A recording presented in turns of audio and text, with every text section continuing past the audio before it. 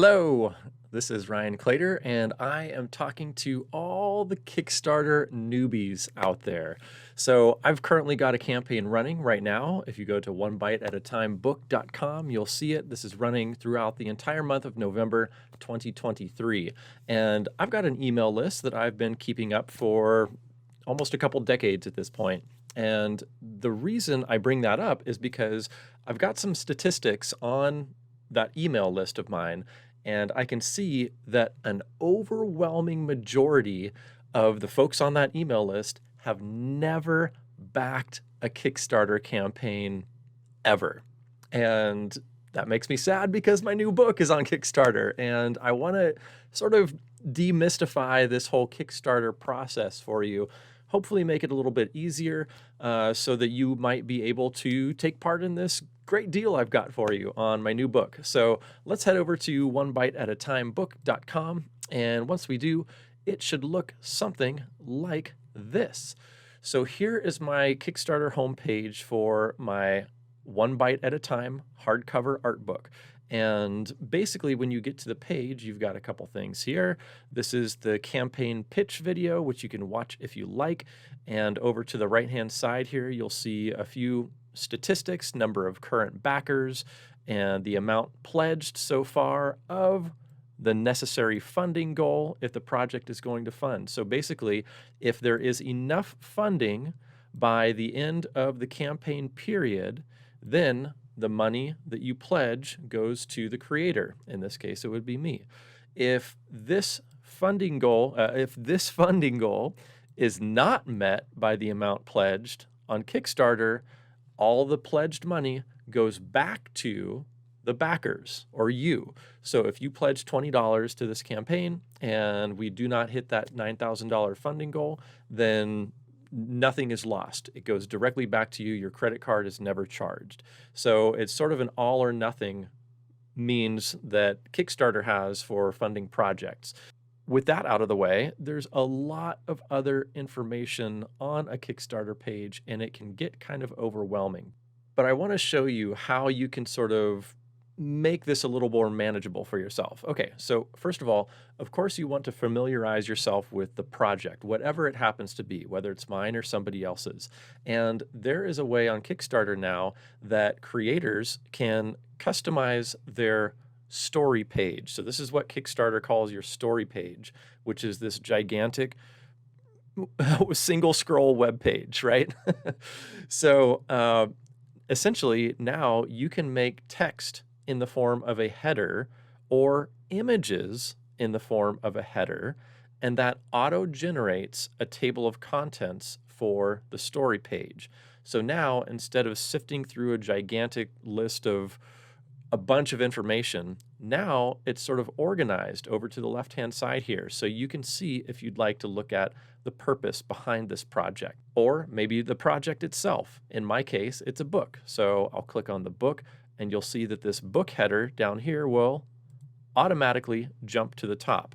So essentially, whatever you click on here, it takes you directly to that section. It's sort of like buttons on a web page taking you to different pages, but instead of being different pages, it's just different sections on the same page. Okay, so as you cruise through here and you decide for yourself, I fancy this project and I would like to back this project. I would like to pledge to this project. I would like to receive this project.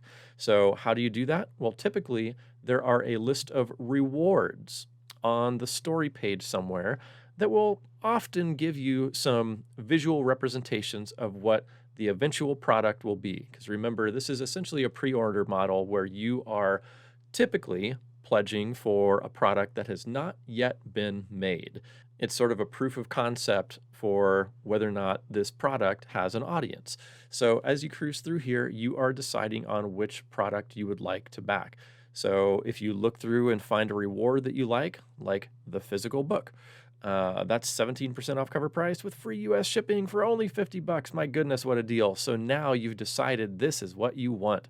Then there are a couple ways to back or pledge for this project. Now, one of them, I'm going to scroll all the way back up to the top of this page to show you there's a big green button right at the top of the page that says back this project. Also, if you scroll down the page any length, there's going to be a header bar up here that also has that same back this project big green button. Another way you can click to pledge for a reward is to go along the sidebar here, and it keeps a list of rewards here for you. Okay, so if you wanted that physical book, you would find the physical book pledge reward tier and go down to where it says pledge $50, click there, and then it will prompt you to select a country. Where are you from? Where is this shipping to? And you can cruise through any number of countries until you find your own. There it is, and click continue. Now, before I click continue, I'm going to show you how that same thing happens way up here when you click back this project. Rather than have a list of rewards along a right-hand frame, it essentially takes you to a page that has those same reward tiers on them so that you can cruise through here and find the one you want. So I was chatting with my dear mother today, who was backing this project. God bless her. And she is in her 80s. And this was a really interesting experiment for me because I was able to see where some of the hang-up points were, because she was having some difficulty pledging on Kickstarter on her own. So when we hit this page, she saw, oh yes, there's a bunch of different possibilities for pledges, and she wanted to select one in particular, but she was looking at this on a tablet rather than a desktop. So on desktop, when I scroll over this pledge box, it says pledge $50 for the physical book. You can see how it sort of elevates a little bit. There's a little drop shadow that comes up, the outline darkens, and sort of lets you know, oh, okay, this is like a rollover button, so you can click here. However, I think that might not be the case when you're looking on a tablet, because it's difficult to roll over on a tablet. So if you're looking around here and trying to figure out where in the heck do I click, where is the button even? Well, if you click this area, boink, then it brings up your location, your bonus support, pledge $50. Okay, so that's how you can select your reward tier from this page. I want to scroll down here just a little bit further before we click that button to show you there are a number of available reward tiers, and sometimes you might see a reward tier that looks sort of grayed out. You see how this has a gray color, whereas this one is white. That means this reward tier is no longer available because of any number of reasons. In this case, I limited this reward tier to 5. So all of these reward tiers were snatched up, and now the reward is no longer available because of that. Creators can also create reward tiers that are time sensitive. So they're only available for, let's say, 48 hours or 24 hours, and after that they expire. And so if you see, once again, a grayed out reward tier down here, it's probably because it's no longer available for one of those reasons that I just mentioned. All right, so let's head back up here to that reward tier that we're interested in and click Pledge $50. Now, once you do that, see, we were just on the rewards page, but there's a little breadcrumb trail here showing us where we're going now. So this shot us to a new page. Yes, our total amount right now is $50 if you look down at the bottom here, and we can click continue, but we're on the add-ons page right now. So essentially, add-ons are sort of an a la carte menu system where you can tailor make your own reward tiers. Just for example, I'm going to hop back out to the One Bite at a Time Kickstarter page and go to those rewards. And you'll see that I have an option for a single book and a single book with some other stuff. And essentially, one of the next reward tiers up is 5 books in case a retailer wants to buy these, or if you're a very generous gift giver, you could grab this tier as well. but that shoots up in price. So maybe you are somebody who does not want 5 books, but you want more than one. Maybe you want 2 or 3 books. If that's the case, then here's where those add-ons come into play. Now, I've also visualized my add-ons on the story page, so I'm going to jump down to those real quick, to the add-on section, and you can see that you can add on any number of these items that you saw on my Kickstarter page. So if you wanted a 2-book reward tier, here's a way to do that. You can click the single book reward tier, add on another single book, and then you get 2 books. Or maybe you can simply get a book and a patch, but you do not want a book, a patch, and a print, which is one of the prior reward tiers. So you can make your own reward tiers based on this add-on menu system.